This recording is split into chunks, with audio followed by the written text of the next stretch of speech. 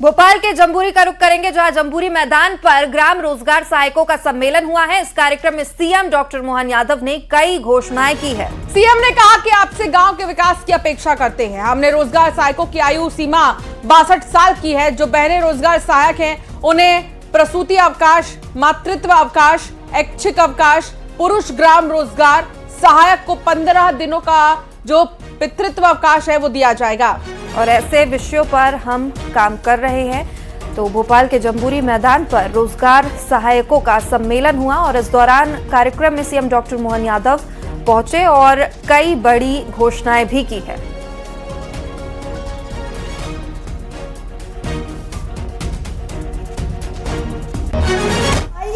मुझे इस बात की प्रसन्नता है, जैसे बीते समय हमने रोजगार सहायकों की आयु भी बढ़ाई है ना आयु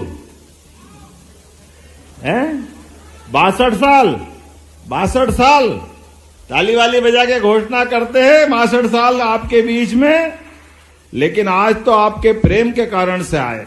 ऐसे में माता बहनें भी जो आपके रोजगार सहायक है उनके जीवन में भी प्रसूति अवकाश, मातृत्व अवकाश, ऐच्छिक अवकाश, पुरुष ग्राम रोजगार सहायक को भी 15 दिन का पिता बनने का भी अवकाश, ऐसे बहुत सारे विषय हम लगातार आगे बढ़ के कर रहे हैं। बात करेंगे भोपाल की बड़ी खबर, गेहूं खरीदी पर मुख्यमंत्री डॉक्टर मोहन यादव का बड़ा बयान। उन्होंने कहा कि अब गेहूं की खरीदी जो है वो आगे बढ़ा दी गई है आखिरी तारीख को।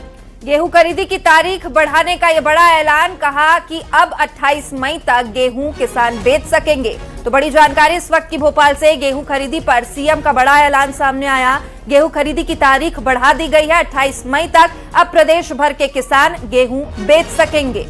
बिल्कुल, तो गेहूं अब जो है खरीदी की जो तारीख है वो 28 मई तक कर दी गई है और ये बहुत बड़ी बात है। अब किसानों के लिए राहत की बात है, क्योंकि बीच में मौसम भी बदला था। बहुत सारे किसान जो है किसी कारणवश नहीं पहुंच पाए खरीदी केंद्रों तक, लेकिन अब उनके लिए राहत की खबर। बीते समय 75 लाख मीट्रिक टन खरीदा था, इस साल 100 लाख मीट्रिक टन खरीद रहे हैं। लेकिन और चिंता मत करो, अभी स्लॉट बुकिंग के आधार पर कोई कारण से 23 तारीख तक अगर वो अपना गेहूं नहीं बेच पाते तो 28 तारीख तक तारीख बढ़ाने की घोषणा मैं करने जा रहा हूं। लगातार प्रदेश भर में 28 तारीख तक जिन बंधुओं ने अपना स्लॉट बुक करा उनका गेहूं हम खरीद करके हमारी वो प्रतिबद्धता दिखाना चाहते हैं कि हम प्रत्येक भाई बहन के साथ हैं। तो गेहूं खरीदी की तारीख बढ़ा दी गई है। ज्यादा जानकारी के साथ हमारे सहयोगी शिवकांत आचार्य जुड़ चुके हैं। शिवकांत, 28 मई तक अब प्रदेश भर के किसान गेहूं बेच सकेंगे, कितनी राहत किसानों को?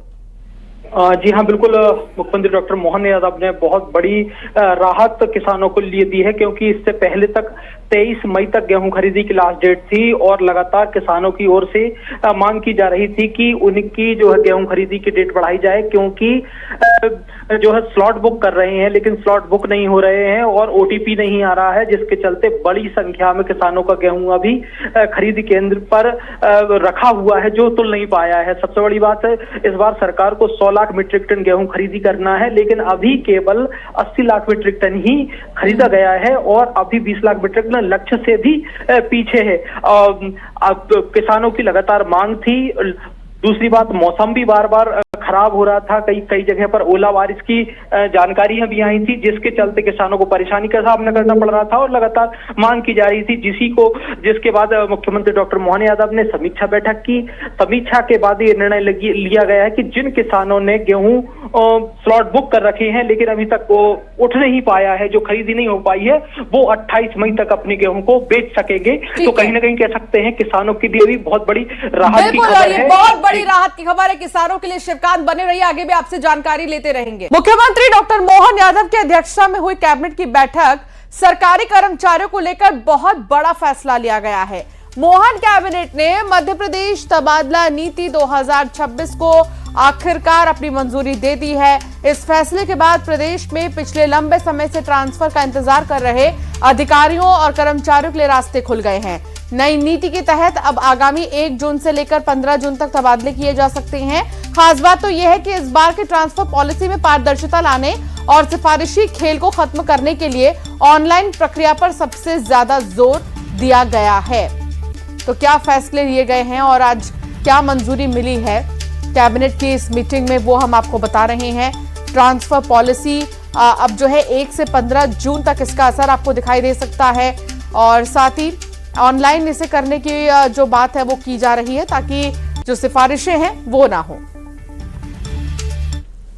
बहुप्रतीक्षित जो तबादला नीति थी, मुख्यमंत्री जी ने पिछले वर्ष भी तबादला नीति दी थी और इस वर्ष भी उन्होंने उसकी निरंतरता रखी है कि इस वर्ष भी मध्य प्रदेश में 1 जून से 15 जून तक तबादले किए जाएंगे।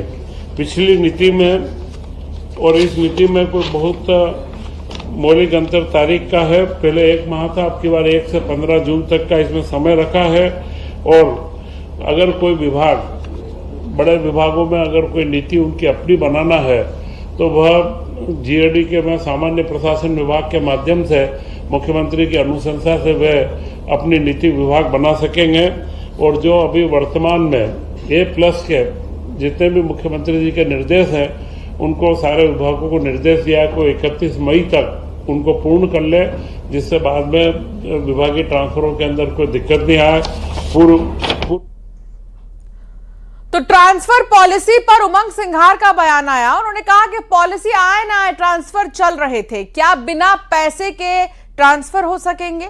सरकार सुनिश्चित करे कि बिना लेन देन तबादला होगा। तबादला नीति से क्या, तबादला नीति जारी हो ना हो उससे का रोज ट्रांसफर होते हैं, रोज अधिकारियों के होते हैं। ऐसे कितने अधिकारी IAS IPS जो अपना शुल्क देने के बावजूद भी नहीं टिक पा रहे।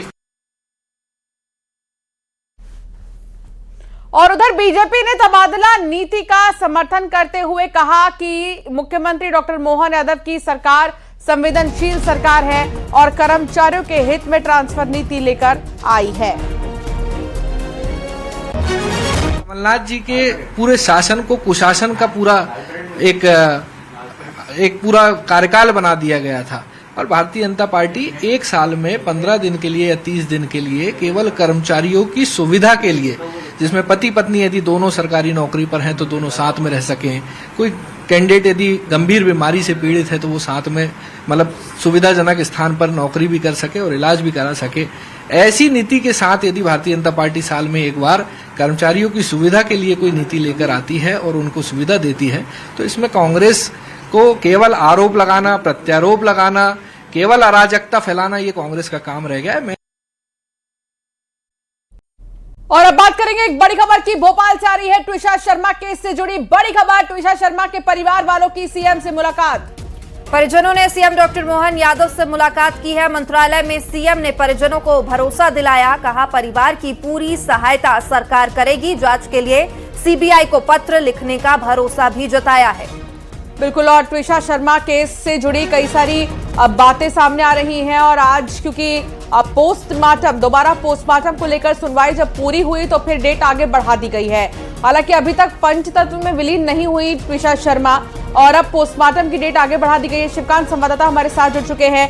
शिवकांत, मुख्यमंत्री से मुलाकात की है ट्विशा के परिवार वालों ने, क्या कहा मुख्यमंत्री ने, क्या आश्वासन दिया है?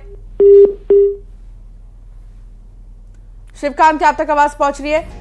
शिवकांत से हमारा संपर्क नहीं हो पा रहा, दोबारा साधने की कोशिश करेंगे। फिलहाल आपको ये तस्वीर दिखा रहे हैं जब जो ट्विशा शर्मा के पिता हैं वो पहुंचे यहां पर और उन्होंने मुलाकात की है मुख्यमंत्री डॉक्टर मोहन यादव से और ये भी कहा उन्होंने कि हमें जो है जल्द से जल्द ट्विशा के बॉडी का पोस्टमार्टम कराना है। लेकिन अभी हाल ही में जब सुनवाई हुई दोबारा से पोस्टमार्टम को लेकर तो डेट आगे बढ़ा दी गई है और इस पर जो ट्विशा के पिता हैं उनका भी बयान आया। उन्होंने कहा कि आरोपी का जो मकसद था वो पूरा हुआ। पोस्टमार्टम की तारीख क्योंकि आगे बढ़ चुकी है दोबारा पोस्टमार्टम की, ऐसे में हम चाहते हैं कि ये पूरा मामला ही एमपी से हट जाए और इसे दिल्ली ट्रांसफर कर दिया जाए। अब हालांकि 2 परिवार हैं, दोनों की ही अपनी मांगे हैं और इस बीच मुख्यमंत्री से मुलाकात ट्विशा शर्मा के पिता की। शिवकांत संवाददाता हमारे साथ जुड़ गए। शिवकांत, क्या जानकारी मिल रही है, क्या बातचीत हुई? जी बिल्कुल, आपको बता दें, आज पूर्व सैनिकों ने एक बाइक रैली निकाली थी और आह्वान किया था कि उनकी बात को सुना जाए, प्रशासन उनकी बात भी रखे।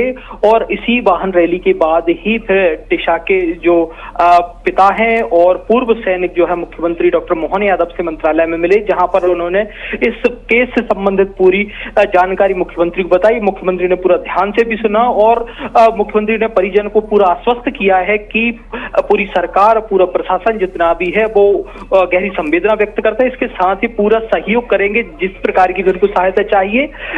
इसके साथ ही अगर परिजन सीबीआई जांच की मांग करते हैं तो इसके लिए भी मुख्यमंत्री की ओर से रिकमेंड किया जाएगा कि इस मामले की पूरी निष्पक्ष जांच के लिए सीबीआई को भी सौंपा जाए।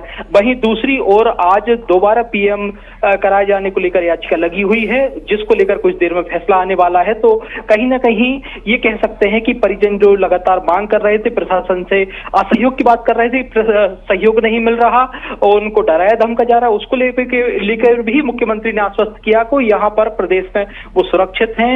वो जिस तरीके से कानून सम्मत जो लड़ाई लड़ रहे हैं, सरकार पूरा उनको सहयोग करेगी और अगर उनको कहीं से कोई समस्या आती है तो वो सीधे उनसे संपर्क कर सकते हैं। कुछ देर में ये फैसला आ जाएगा दोबारा पीएम कराए जाने को लेकर, तो उसके आधार पर ही फिर आगे की दिशा तय होगी। अगर दोबारा से अनुमति मिल जाती है, दोबारा दिशा का जो पोस्टमार्टम होगा, उस पोस्टमार्टम रिपोर्ट के आधार पर क्या होता है।